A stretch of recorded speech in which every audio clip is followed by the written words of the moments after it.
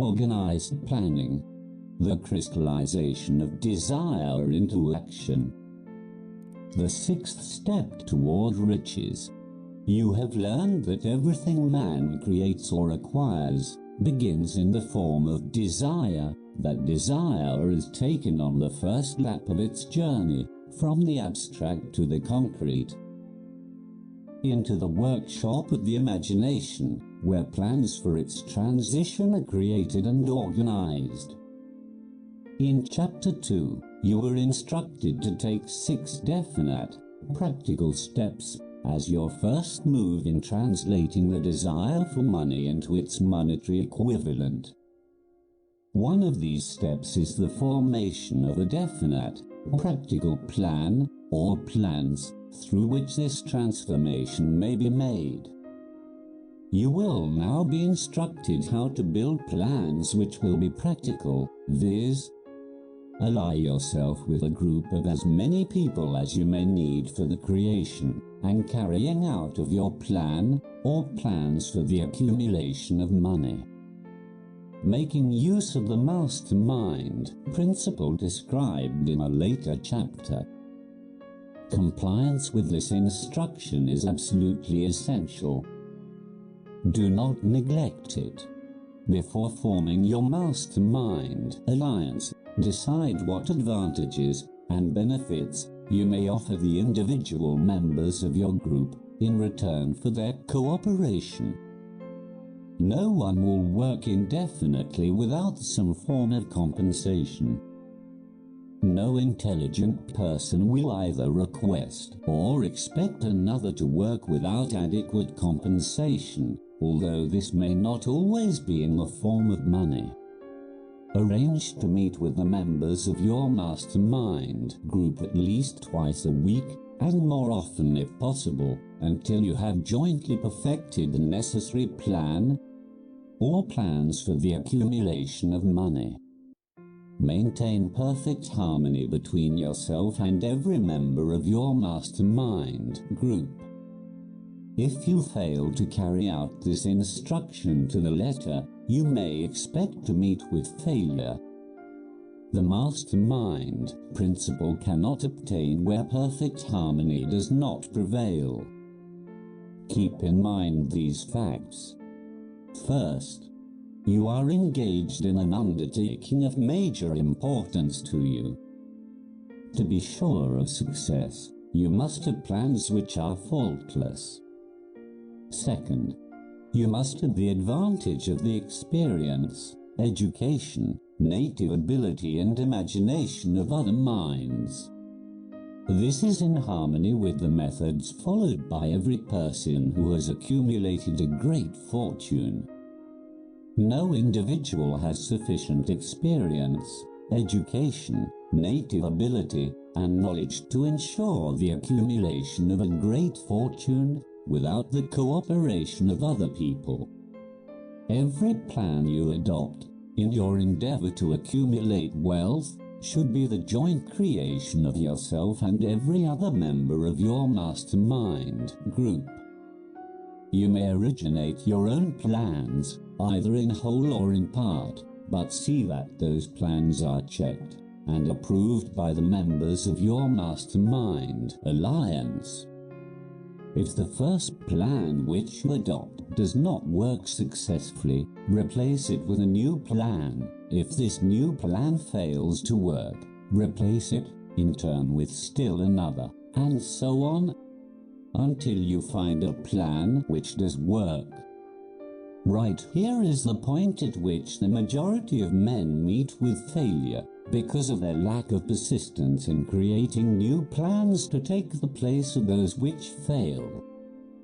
The most intelligent man living cannot succeed in accumulating money, nor in any other undertaking, without plans which are practical and workable. Just keep this fact in mind, and remember, when your plans fail, that temporary defeat is not permanent failure. It may only mean that your plans have not been sound. Build other plans. Start all over again. Thomas A. Edison failed 10,000 times before he perfected the incandescent electric light bulb. That is, he met with temporary defeat 10,000 times before his efforts were crowned with success. Temporary defeat should mean only one thing: the certain knowledge that there is something wrong with your plan.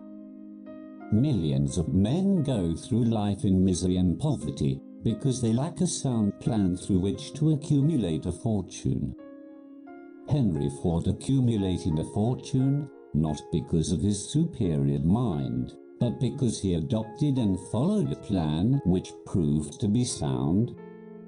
1,000 men could be pointed out, each with a better education than Ford's, yet each of whom lives in poverty, because he does not possess the right plan for the accumulation of money. Your achievement can be no greater than your plans are sound. That may seem to be an axiomatic statement, but it is true. Samuel Insull lost his fortune of over $100 million. The Insull fortune was built on plans which were sound. The business depression forced Mr. Insull to change his plans, and the change brought temporary defeat because his new plans were not sound. Mr. Insull is now an old man. He may, consequently, accept failure instead of temporary defeat, but if his experience turns out to be failure, it will be for the reason that he lacks the fire of persistence to rebuild his plans. No man is ever whipped until he quits in his own mind. This fact will be repeated many times because it is so easy to take the count at the first sign of defeat. James J. Hill met with temporary defeat when he first endeavored to raise the necessary capital to build a railroad from the east to the west, but he, too, turned defeat into victory through new plans. Henry Ford met with temporary defeat, not only at the beginning of his automobile career, but after he had gone far toward the top. He created new plans and went marching on to financial victory.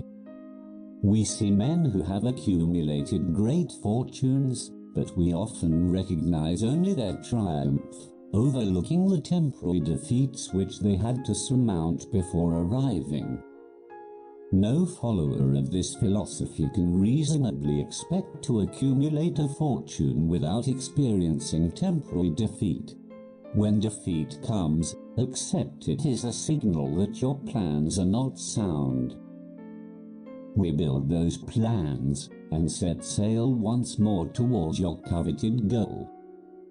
If you give up before your goal has been reached, you are a quitter.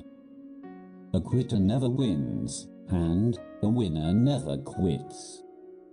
Lift this sentence out, write it on a piece of paper in letters an inch high, and place it where you will see it every night before you go to sleep, and every morning before you go to work. When you begin to select members for your mastermind group, endeavor to select those who do not take defeat seriously. Some people foolishly believe that only money can make money. This is not true. Desire, transmuted into its monetary equivalent through the principles laid down here, is the agency through which money is made. Money, of itself, is nothing but inert matter. It cannot move, think, or talk, but it can hear when a man who desires it calls it to come. Planning the sale of services. The remainder of this chapter has been given over to a description of ways and means of marketing personal services. The information here conveyed will be of practical help to any person having any form of personal services to market, but it will be of priceless benefit to those who aspire to leadership in their chosen occupations. Intelligent planning is essential for success in any undertaking designed to accumulate riches. Here will be found detailed instructions to those who must begin the accumulation of riches by selling personal services. It should be encouraging to know that practically all the great fortunes began in the form of compensation for personal services, or from the sale of ideas. What else, except ideas and personal services, would one not possessed of property have to give in return for riches? Broadly speaking, there are two types of people in the world. One type is known as leaders, and the other as followers. Decide at the outset whether you intend to become a leader in your chosen calling, or remain a follower. The difference in compensation is vast. The follower cannot reasonably expect the compensation to which a leader is entitled, although many followers make the mistake of expecting such pay. It is no disgrace to be a follower. On the other hand, it is no credit to remain a follower. Most great leaders began in the capacity of followers. They became great leaders because they were intelligent followers. With few exceptions, the man who cannot follow a leader intelligently cannot become an efficient leader. The man who can follow a leader most efficiently is usually the man who develops into leadership most rapidly. An intelligent follower has many advantages, among them the opportunity to acquire knowledge from his leader. The major attributes of leadership. The following are important factors of leadership. 1. Unwavering courage based upon knowledge of self and of one's occupation. No follower wishes to be dominated by a leader who lacks self-confidence and courage. No intelligent follower will be dominated by such a leader very long. 2. Self-control. The man who cannot control himself can never control others. Self-control sets a mighty example for one's followers, which the more intelligent will emulate. 3. A keen sense of justice. Without a sense of fairness and justice, no leader can command and retain the respect of his followers. 4. Definiteness of decision. The man who wavers in his decisions shows that he is not sure of himself. He cannot lead others successfully. 5. Definiteness of plans. The successful leader must plan his work, and work his plan. A leader who moves by guesswork, without practical, definite plans, is comparable to a ship without a rudder. Sooner or later he will land on the rocks. 6. The habit of doing more than paid for. One of the penalties of leadership is the necessity of willingness, upon the part of the leader, to do more than he requires of his followers. 7. A pleasing personality. No slovenly, careless person can become a successful leader. Leadership calls for respect. Followers will not respect a leader who does not grade high on all of the factors of a pleasing personality. 8. Sympathy and understanding.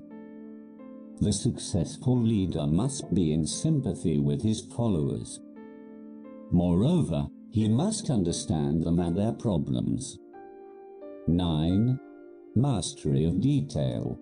Successful leadership calls for mastery of details of the leader's position.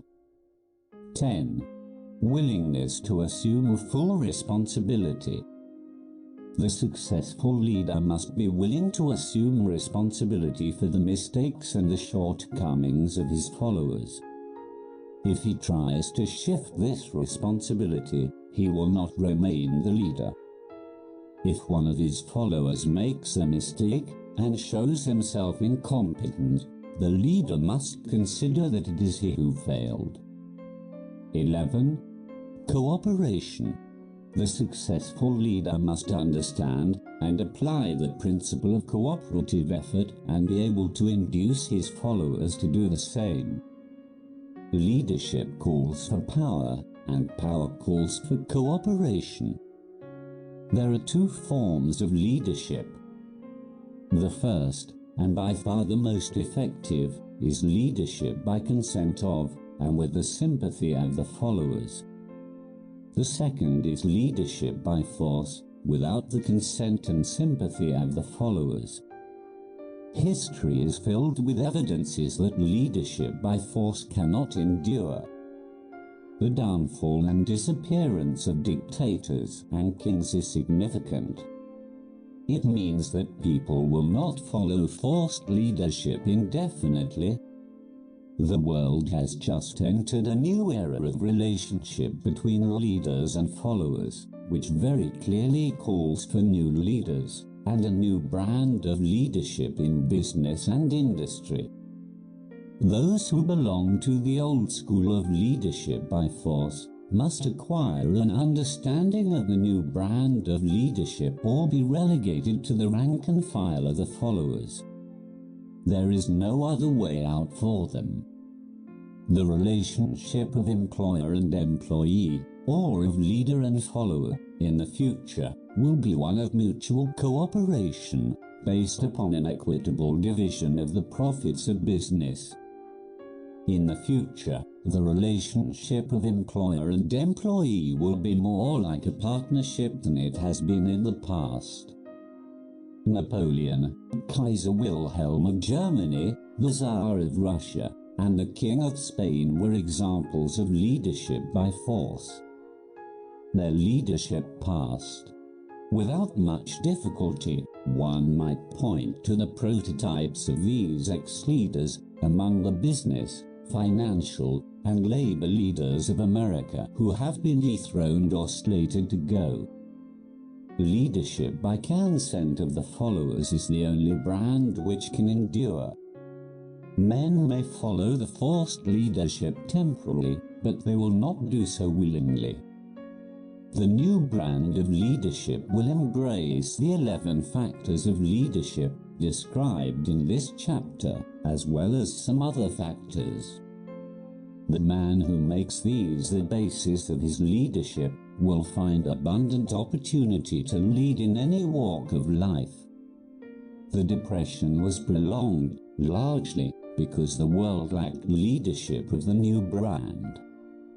At the end of the Depression, the demand for leaders who are competent to apply the new methods of leadership has greatly exceeded the supply. Some of the old type of leaders will reform and adapt themselves to the new brand of leadership, but generally speaking, the world will have to look for new timber for its leadership. This necessity may be your opportunity. The 10 major causes of failure in leadership. We come now to the major faults of leaders who fail, because it is just as essential to know what not to do as it is to know what to do. 1. Inability to organize details. Efficient leadership calls for ability to organize and to master details.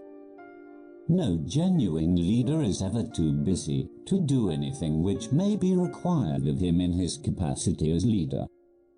When a man, whether he is a leader or follower, admits that he is too busy to change his plans or to give attention to any emergency, he admits his inefficiency. The successful leader must be the master of all details connected with his position.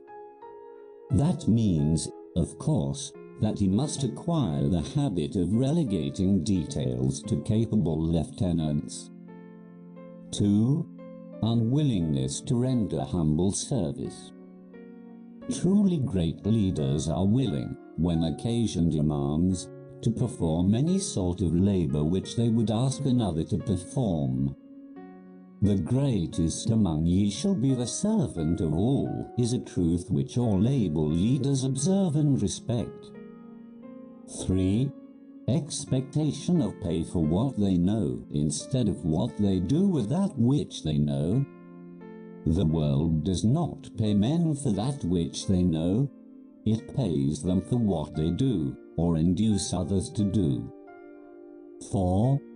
Fear of competition from followers. The leader who fears that one of his followers may take his position is practically sure to realize that fear sooner or later. The able leader trains understudies to whom he may delegate, at will, any of the details of his position. Only in this way may a leader multiply himself and prepare himself to be at many places and give attention to many things at one time. It is an eternal truth that men receive more pay for their ability to get others to perform than they could possibly earn by their own efforts. An efficient leader may, through his knowledge of his job and the magnetism of his personality, greatly increase the efficiency of others, and induce them to render more service and better service than they could render without his aid. 5. Lack of imagination. Without imagination, the leader is incapable of meeting emergencies and of creating plans by which to guide his followers efficiently. 6. Selfishness. The leader who claims all the honor for the work of his followers is sure to be met by resentment. The really great leader claims none of the honors. He is contented to see the honors, when there are any, go to his followers, because he knows that most men will work harder for commendation and recognition than they will for money alone. 7. Intemperance. Followers do not respect an intemperate leader. Moreover, intemperance in any of its various forms destroys the endurance and the vitality of all who indulge in it. 8. Disloyalty. Perhaps this should have come at the head of the list. The leader who is not loyal to his trust, and to his associates, those above him, and those below him, cannot long maintain his leadership. Disloyalty marks one as being less than the dust of the earth, and brings down on one's head the contempt he deserves. Lack of loyalty is one of the major causes of failure in every walk of life. 9. Emphasis of the authority of leadership. The efficient leader leads by encouraging, and not by trying to instill fear in the hearts of his followers. The leader who tries to impress his followers with his authority comes within the category of leadership through force. If a leader is a real leader, he will have no need to advertise that fact except by his conduct, his sympathy, understanding, fairness, and a demonstration that he knows his job. 10. Emphasis of title. The competent leader requires no title to give him the respect of his followers. The man who makes too much over his title generally has little else to emphasize.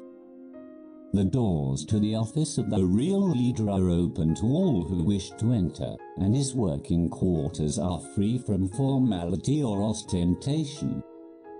These are among the more common of the causes of failure in leadership.